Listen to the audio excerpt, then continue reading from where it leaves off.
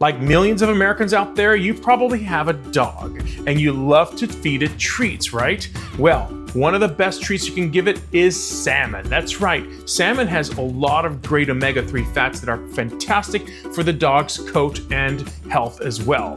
And today I'm going to teach you how to make an air-fryered salmon skin dog treat. So the first thing we're going to do is go ahead and remove the skin of the salmon. Now it's very simple to remove the skin of the salmon actually. There's one great trick, and that's by using hot water.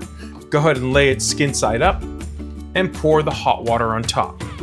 And just peel off the salmon skin. Okay, great. Now we're gonna go ahead and dry this up with a paper towel. And I have some melted coconut oil in here that I'm just gonna brush it on both sides.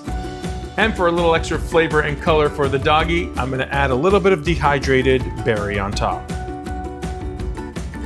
Into the air fryer at 400 degrees and air fry that for about 8 to 10 minutes. Watch it carefully, you don't want this to burn. And here it is. Feed the salmon skin to your dog and watch them beg for more.